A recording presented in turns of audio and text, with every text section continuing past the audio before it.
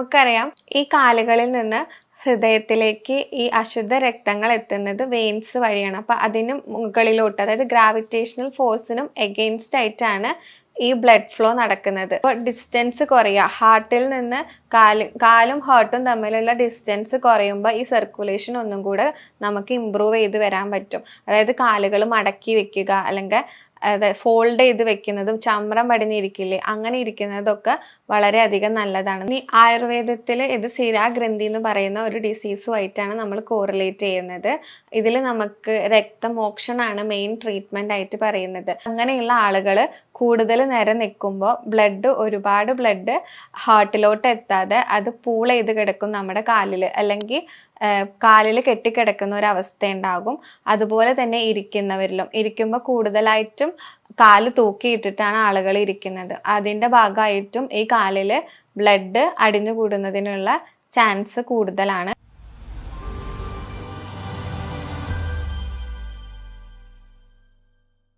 നമസ്കാരം, ഞാൻ ഡോക്ടർ അക്ഷര, ഭൂമി വെൽനസ് ക്ലിനിക്കിലെ ആയുർവേദ കൺസൾട്ടൻ്റ് ആണ്.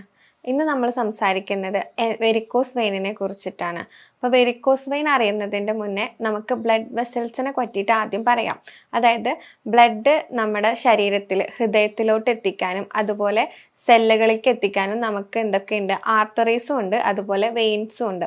ഈ ശുദ്ധമായിട്ടുള്ള രക്തത്തെ ക്യാരി ചെയ്യുന്നത് എപ്പോഴും ആർട്ടറീസും, അശുദ്ധമായിട്ടുള്ള അതായത് ഇമ്പ്യൂരിറ്റീസ് അടങ്ങിയിട്ടുള്ള ബ്ലഡിനെ സെൽസിൽ നിന്ന് ഹാർട്ടിലേക്ക് എത്തിക്കുന്നത് വെയിൻസ് വഴിയാണ്. നമുക്കറിയാം ഈ കാലുകളിൽ നിന്ന് ഹൃദയത്തിലേക്ക് ഈ അശുദ്ധ രക്തങ്ങൾ എത്തുന്നത് വെയിൻസ് വഴിയാണ്. അപ്പൊ അതിന് മുകളിലോട്ട്, അതായത് ഗ്രാവിറ്റേഷണൽ ഫോഴ്സിനും എഗെയിൻസ്റ്റ് ആയിട്ടാണ് ഈ ബ്ലഡ് ഫ്ലോ നടക്കുന്നത്. അപ്പൊ ഈ ബ്ലഡ് ഫ്ലോനെ സഹായിക്കുന്നത് ഈ വെയിൻസിനകത്ത് കുറച്ച് വാൾവുകൾ ഉണ്ട്. ഈ വാൾവുകൾ പ്രോപ്പറായിട്ട് ഫങ്ഷൻ ചെയ്യുന്നതിന്റെ ഭാഗമായിട്ടാണ് എഗെയിൻസ്റ്റ് ദ ഗ്രാവിറ്റേഷണൽ ഫോഴ്സിലും നമുക്ക് കാലുകളിൽ നിന്ന് മുകളിലേക്ക് ഹൃദയത്തിലോട്ട് ഈ ബ്ലഡ് നമുക്ക് എത്തിക്കാൻ പറ്റുന്നത്. അപ്പോൾ ഈ വാൾവുകളിൽ എന്തെങ്കിലും ഡാമേജ് അല്ലെങ്കിൽ വാൾവുകൾ പ്രോപ്പറായിട്ട് ഫങ്ഷൻ ചെയ്യാതെ പോകുമ്പോഴാണ് ഈ ബ്ലഡ് നമ്മുടെ കാലുകളിൽ കെട്ടിക്കിടക്കും. ഈ കെട്ടിക്കിടക്കുന്ന അവസ്ഥയാണ് വെരിക്കോസ് വെയിൻ എന്ന് പറയുന്നത്. ഇങ്ങനെ വരുമ്പോൾ എന്തുണ്ടാകും, ഈ വെയിൻസിനകത്ത് ബ്ലഡ് കെട്ടിക്കിടന്ന് സ്വെല്ലിങ്ങുകൾ അത് വീർക്കാൻ തുടങ്ങും. അത് സ്കിന്നിന്റെ തൊട്ട് താഴെ ഒരു നീല കളറിൽ കാണപ്പെടാനും കാരണമാകുന്നു. ഇങ്ങനെയുള്ള ഈ രക്തം കാലുകളിലെ വെയിൻസിൽ കെട്ടിക്കിടക്കുമ്പോൾ അത് സ്വെല്ലിംഗ് ആയിട്ട് മാറും. ഈ സ്വെല്ലിംഗ് പിന്നെ സ്കിന്നിന്റെ തൊട്ട് താഴെയായിട്ട്, അല്ലെങ്കിൽ സ്കിന്നിന്റെ തൊട്ട് താഴത്തെ ലെയറിൽ തന്നെ നമുക്കൊരു നീല കളറിലുള്ള ലൈൻസ് പോലെ ആയിരിക്കും കാണുന്നുണ്ടായിരിക്കുക. വേദന ഇവിടെ ഉണ്ടായിരിക്കും.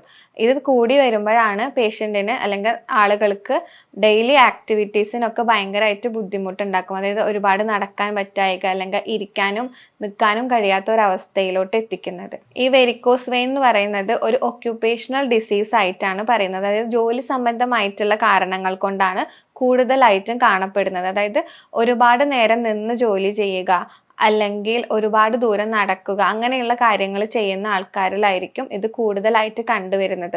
ഒരുപാട് നേരം ഇരിക്കുന്നതും ഇംപ്രോപ്പർ ആയിട്ട്, അതായത് കറക്റ്റ് അല്ലാത്ത പോസ്ചർ മെയിൻറ്റെയിൻ ചെയ്യുന്നതിൻ്റെ ഭാഗമായിട്ടാണ് ഈ അസുഖം കൂടുതലായിട്ട് കാണപ്പെടുന്നത്. ഒരുപാട് നേരം നിൽക്കുമ്പോൾ എന്താണ്, ഗ്രാവിറ്റേഷണൽ ഫോഴ്സ് വഴി ഈ വാൾവ്സ് ഡാമേജ് ആവുന്ന സമയത്ത് ഒരുപാട് ബ്ലഡിൻ്റെ പൂളിങ്, അല്ലെങ്കിൽ ബ്ലഡ് ഒരുപാട് ഈ വെയിൻസിൽ കെട്ടിക്കിടക്കും ഒരുപാട് നിൽക്കുന്നത് കൊണ്ട്.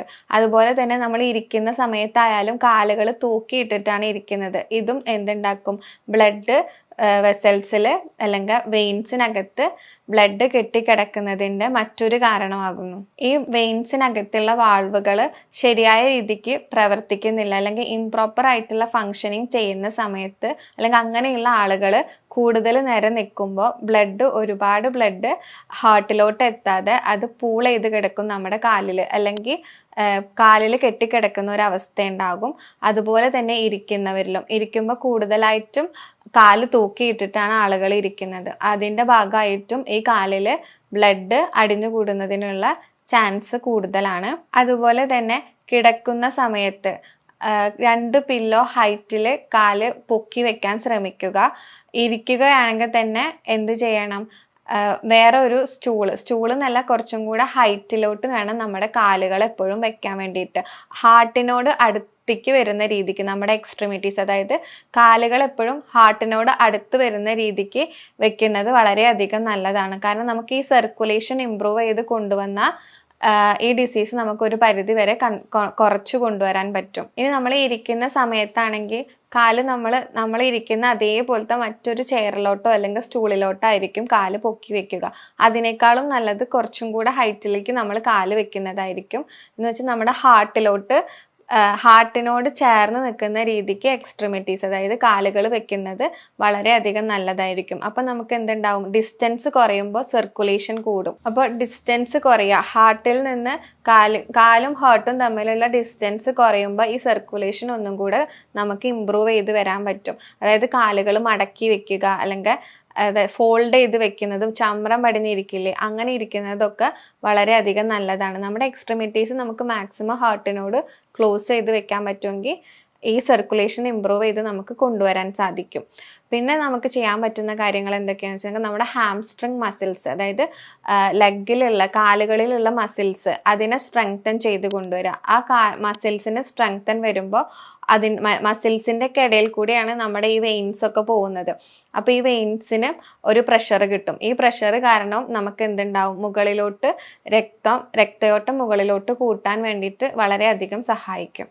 ഇനി ഈ വെരിക്കോസ് വെയിനിൻ്റെ സൈൻസ് അല്ലെങ്കിൽ ലക്ഷണങ്ങൾ ആദ്യം തന്നെ കാണിക്കുന്നത് വെയിൻസ് പുറത്തോട്ട് വരിക, അല്ലെങ്കിൽ നല്ല അസഹനീയമായിട്ടുള്ള കാല് വേദന, ചുട്ടുപുകച്ചൽ പോലെയുള്ള കാര്യങ്ങളായിരിക്കും. അപ്പോൾ ഇത് കണ്ട പാടനെ നമുക്ക് വേണമെങ്കിൽ കംപ്രഷൻ സ്റ്റോക്കിങ്സ് ഉണ്ട്, സോക്സ് പോലെയുള്ളത്, അത് നമുക്ക് കാലിൽ വെയർ ചെയ്യുന്നത് വളരെയധികം നല്ലതാണ്. അത് നമുക്ക് ഈ മസിൽസിനെ ടൈറ്റൻ ചെയ്യിക്കാനും സ്ട്രെങ്തൻ ചെയ്യിക്കുമ്പോൾ അത് ഓട്ടോമാറ്റിക്കലി വെയിൻസിൽ കൂടെ ബ്ലഡിൻ്റെ സർക്കുലേഷൻ ഇമ്പ്രൂവ് ചെയ്യാൻ ഹെൽപ്പ് ചെയ്യും. അപ്പം അത് യൂസ് ചെയ്യുന്നത് വളരെയധികം നല്ലതാണ്. ഈ ഫസ്റ്റ് സ്റ്റേജിൽ കണ്ടാൽ തന്നെ നമുക്കൊരു ഇമ്മീഡിയറ്റ് ട്രീറ്റ്മെൻറ്റ് എന്നുള്ള രീതിക്ക് നമുക്ക് യൂസ് ചെയ്യാവുന്നതാണ്. ഇനി ആയുർവേദത്തിൽ ഇത് ശിരാഗ്രന്ഥി എന്ന് പറയുന്ന ഒരു ഡിസീസുമായിട്ടാണ് നമ്മൾ കോറിലേറ്റ് ചെയ്യുന്നത്.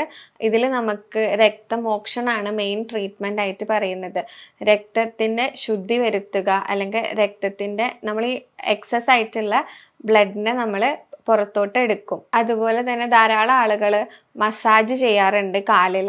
അപ്പോൾ കാലിൽ എപ്പോഴും മസാജ് ചെയ്യുമ്പോൾ ശ്രദ്ധിക്കേണ്ട കാര്യം എന്താണെന്ന് വെച്ചിട്ടുണ്ടെങ്കിൽ ഒരിക്കലും താഴോട്ട് നമ്മൾ മസാജ് കൊടുക്കരുത്. എപ്പോഴും നമ്മൾ അപ്വേർഡ് ഡയറക്ഷൻ, അതായത് മുകളിലോട്ട് വേണം മസാജ് കൊടുക്കാൻ വേണ്ടിയിട്ട്. അപ്പോൾ നമുക്ക് ഏതെങ്കിലും തൈലം, സർക്കുലേഷൻ കൂട്ടുന്ന തരത്തിലുള്ള സഹചരാതി പോലത്തെ തൈലങ്ങൾ നമുക്ക് യൂസ് ചെയ്തിട്ട് അപ്വേർഡ് ഡയറക്ഷനിൽ നമുക്ക് മസാജ് കൊടുക്കുന്നത് ഒരു പരിധി വരെ നമ്മുടെ ഈ സർക്കുലേഷൻ ഇമ്പ്രൂവ് ചെയ്യുന്നുണ്ടായിരിക്കും. ഈ വെരിക്കോസ് വെയിൻ ഉള്ളവർ യോഗ ചെയ്യുന്നതും വളരെയധികം നല്ലതാണ്. ഉത്കടാസനം, താടാസനം, ഹസ്തപാദ അങ്കുഷ്ടാസനം, സർവാംഗാസനം പോലുള്ള യോഗകൾ ചെയ്യുന്നതും വളരെയധികം നല്ലതാണ്. അതോടൊപ്പം തന്നെ വാക്കിംഗ്, സ്വിമ്മിങ്, സൈക്ലിംഗ് പോലുള്ള കാര്യങ്ങളും വാട്ടർ എക്സസൈസ്, ഈ പറഞ്ഞ കാര്യങ്ങളൊക്കെ വാട്ടറിൽ ചെയ്യുന്നതും, അതായത് സ്വിമ്മിംഗ് പൂളിൽ ചെയ്യുന്നതും വളരെയധികം നല്ലതാണ്. വെരിക്കോസ് വെയിൻ ഉള്ളവർ നിർബന്ധമായിട്ടും പോസ്റ്റർ കറക്ഷൻ ആണ് നടത്തേണ്ടത്. അതായത് ഇരിക്കുന്നതും നിൽക്കുന്നതിൻ്റെ ഒക്കെ ആ ഒരു പൊസിഷനും കാര്യങ്ങളൊക്കെയാണ് എപ്പോഴും ശ്രദ്ധയിൽ വെക്കേണ്ടത്.